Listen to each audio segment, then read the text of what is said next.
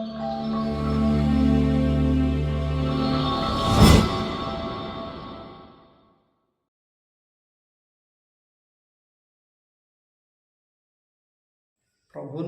ప్రియ దేవుని బిడ్డలారా, ఉదయకాల సమయంలో మా అనుదిన ప్రార్థనా కార్యక్రమం ద్వారా మీ అందరికీ ప్రత్యేకమైన వందనాలు, శుభాలు తెలియజేస్తున్నాం.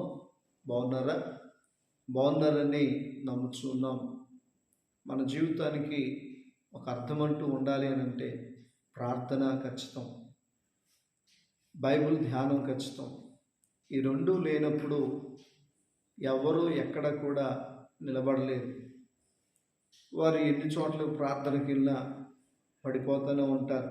కారణం ఏంటంటే వీరి భక్తి వీరి ఇంటి దగ్గర సాధనం చేయట్లేదు. ఎక్కడికి వెళ్తే అక్కడ తప్ప ఇంటి దగ్గర సాధనం లేదు. మరి సాధనం లేనప్పుడు వారి జీవితాలు వంకరగానే ఉంటాయి, బలహీనంగానే ఉంటాయి. అర్థమవుతుందండి. సాధనం చేసుకోండి. పొద్దున్నే ఎందుకు ఈ అనుదిన ప్రార్థన పెడుతున్నామంటే కనీసం ఎలాగైనా రేపబడతారని, ఇలాగైనా బలపడతారని ఒక ఆశ, ఆలోచన. మాకేదో ఖాళీగా ఉండి, మాకేదో నెట్ట ఖాళీగా ఉందని చేయటం కాదండి. ఈ మాట అర్థం చేసుకోండి. మీ బ్రతుకులు మార్చుకోండి, సరవండి. ప్రభు మిమ్మల్ని దీవిస్తాడు. చూడండి, భక్తి విషయంలో దావీదు గారు ఏం మాట్లాడుతున్నాడు చూడండి. కీర్తన గ్రంథం 27వ అధ్యాయం 6వ వచనం. ఇప్పుడు నన్ను చుట్టుకుని ఉన్న నా శత్రువుల కంటే ఎత్తుగా నా తల ఎత్తబడును. ఆయన గుడారంలో నేను ఉత్సాహధ్వని చేయొచ్చు, బలులు అర్పించదును. నేను పాడెదను, యెహోవాను గూర్చి స్తుతిగానము చేసేదను. ఒక చక్కటి విషయాన్ని తెలియజేస్తున్నాడు. ఎందుకంటే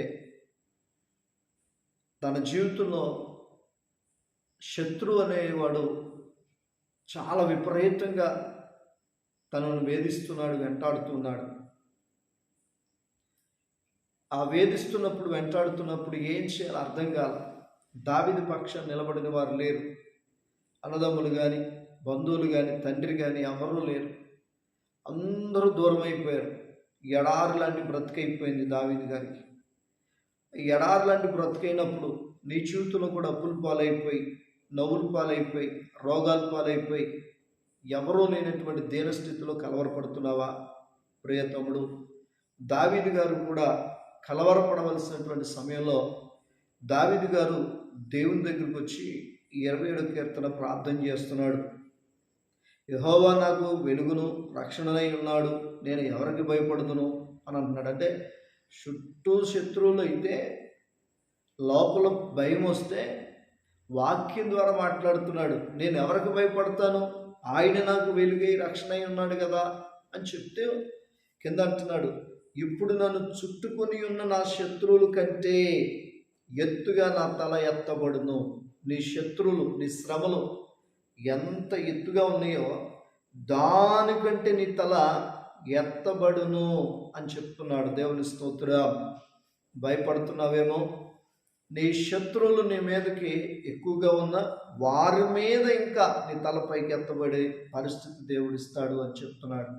అందుకనే ఆయన గుడారంలో నేను ఉత్సాహధ్వని చేయొచ్చు, బలులు అర్పించుదును. ఎక్కడంట?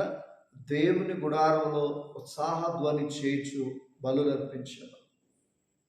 ఈ దినాన నువ్వు దేవుని మందిరంలోకి వెళ్ళి ఈ శ్రమలో, ఈ ఇబ్బందిలో దేవునితో గడిపి ఉత్సాహధ్వని చేయొచ్చు, బలులు అర్పిస్తూ ప్రార్థన చేయి. దేవుడు కార్యం చేస్తాడు. నేను పాడెదను, యెహోవాను గురించి స్తుతిగానము చేసేదను అంటున్నాడు. ఎప్పుడు బాధ ఒక పక్కన ఉంది, శత్రువులు తరుముతున్నారు, ఆయన శత్రువులు చుట్టూ గుమ్ముగూడారు. అయినా నేను పాడతాను, యెహోవాను గురించి స్తుతిగానం చేస్తాను అంటున్నాడు. ఈరోజు నువ్వు నేను అర్థం చేసుకోవాలి. ఈ శ్రమలో, ఈ అప్పుల్లో, ఈ రోగంలో పాడటం నేర్చుకో, స్తుతించడం నేర్చుకో, ఆయన గుడారంలో ఉత్సాహధ్వని చేయటం నేర్చుకో. శత్రువు మీద నీవు ఆయన తలని పైకెత్తుతాను అంటున్నాడు. కనుక నువ్వు ఎంతగా కృంగిపోయావో అంతగా దేవుని స్తుతించు, దేవుడిని తలపైకి ఎత్తుతాడు. అర్థమవుతుందా? ప్రియ తమ్ముడు, జీవితంలో ఇంకా నమ్మి మాకు ఎవరిని నమ్మకంగా ఉంటూ నేర్చుకో. ఎంతసేపు నమ్మిస్తావు? కుటుంబంలో భార్యని పిల్లల్ని నమ్మించి మోసపోతున్నావు. అలా ఉండొద్దు. దయచేసి నీ తల పైకెత్తగలిగిన దేవుని దగ్గర తల ఉంచి ప్రార్థించి ఆయన తల పైకెత్తుతాడు. కళ్ళు మూసుకుందాం. పరిశుద్ధుడా, ప్రేమ కలిగిన దేవా, నీ పరిశుద్ధమైన నామాన్ని బట్టి వందనాలు, స్తోత్రాలు. ఈ ఉదయం మీరు మాతో మాట్లాడిన మాటను బట్టి వందనాలు. శత్రువులు పెరుగుతున్నప్పుడు దావీదు గారు చేసిన ప్రార్థన మాకు కూడా నేర్పించు. శత్రువులు పెరుగుతున్నప్పుడు నీ గుడారంలో వచ్చి ఉత్సాహధ్వని చేసినట్లుగా మేము కూడా మీ గుడారంలో ప్రార్థించడం నేర్పించండి. మా తలలు పైకెత్తి కృప చూపించమని, జరుగుతున్న ఆరాధనలు ప్రార్థనలు చక్కగా జరగడానికి సహాయించి శత్రువులను కొట్టమని యేసుక్రీస్తు నామములో ఈ మనవులను అడిగి పొందినాము తండ్రి. ఆమేన్. God bless you. Thank you all.